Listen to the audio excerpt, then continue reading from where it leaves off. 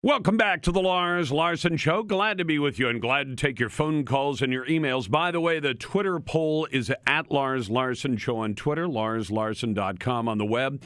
And John Bolton, who's been a guest on this program, although these days his dance card is a little bit full because he's doing a more than full-time job for the President of the United States on national security. So he hasn't been on in a while. But I thought I'd talk to our friend Frank Gaffney, the founder and president of the Center for Security Policy, about how John Bolton is stacking up, say, versus some of the previous national security advisors for presidents. Frank, welcome back to the program.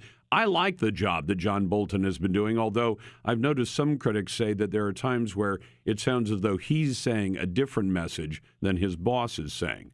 What do you think?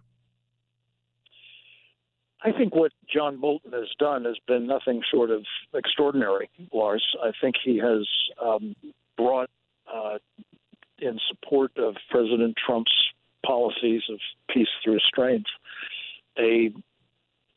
not only conviction, but a competency that the president was sorely lacking in his senior staff until John took over.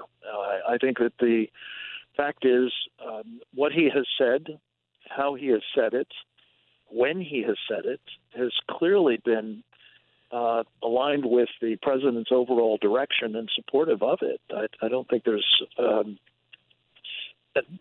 any difference in terms of their substantive assessment of the various threats we're facing.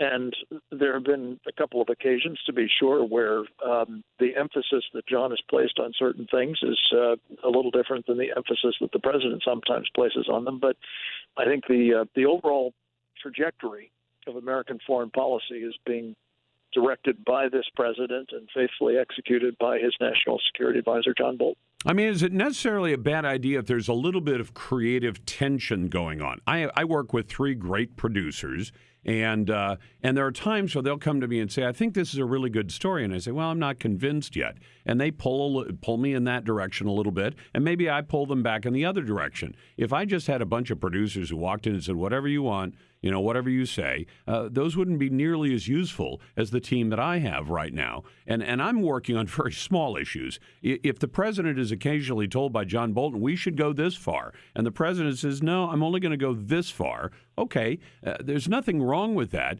You don't want a president surrounded by yes men, which is to a large extent the impression I got of the previous president, that he had his own ideas. He always thought and said that he was the smartest guy in the room and that nobody else could do their jobs as well as he could do their jobs. I don't think that's a very good situation to have. I want presidents who are a bit challenged by the people around them, but they always remember who ultimately has to make the decision, and that is the commander-in-chief.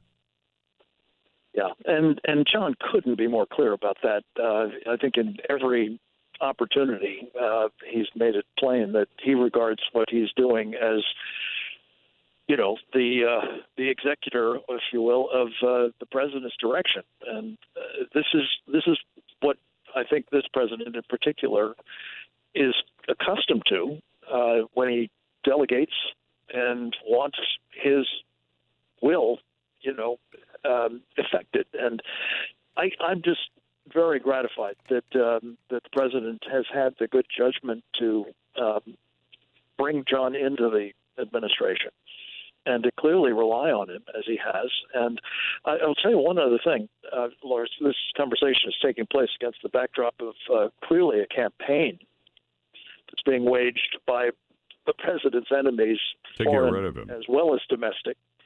And I think they want him gone for sure. But the president, I think, would be very poorly served were he to do that. And more to the point, his enemies would be emboldened and regard this as further evidence that they are going to be taking down the president himself in due course. Make no mistake about that. Well, and I think this president knew when he walked in the door after his treatment on the campaign trail, when he first took the oath, he knew that all the major media and many of his critics were going to try and tear down everything he did. And one of the best ways, I think, to do that to a president is make people afraid to go to work for him. And I'm sure there are plenty of people who've said, look, I I don't want to take all the heat I'm going to have to take if I go to work for you. He's probably had some turndowns that we never even heard about. And then once they do go to work for him, especially if they're doing a good job, as I think Ambassador Bolton is, they'll do everything they can to get the president to fire him. Because even if he could find somebody equally as good as John Bolton, as knowledgeable and with his clearest sense of what needs to be done to make America safe, that there'd still be a transition change time, and all of that puts delay into everything the president's doing. And I honestly think this crowd that's been begging for impeachment since day one, but now lacks the intestinal fortitude to actually do it, says if we can just play a stalling action, put delay into everything, complicate everything, get the president to fire people and have to bring new people on or have people leave because of all the grief they get for working for this president, that all of that just simply delays Donald Trump making the changes that the left doesn't want him to make. That's clearly the strategy of his domestic foes. His foreign adversaries hope that they'll be able to run out the clock on this president as well, that he'll be defeated rather than reelected. And that makes every day all the more precious and all the more important for the president to use to the fullest. And this is, again, where I think John comes in.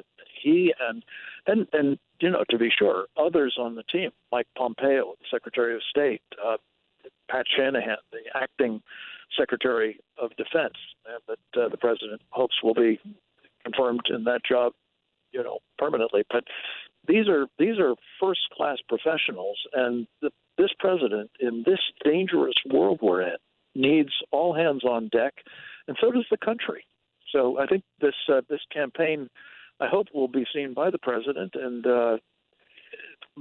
acted upon as it should be, as just the efforts of people who don't want him to succeed, to relieve him of people who are helping make him very successful in the foreign policy space. I'm talking to Frank Gaffney from the Center for Security Policy in Washington, D.C. Frank, I've got to tell you something that's getting under my skin today, and that is this. There's a general rule that Americans who go abroad, and if they're in a position prominent enough to be able to speak to big groups, they start to badmouth their own country. As a very simple example of that, the Dixie Chicks way back when basically torpedoed their own careers by going to Europe and then bad-mouthing their country and bad-mouthing the current president at that time. I think it was George W. Bush.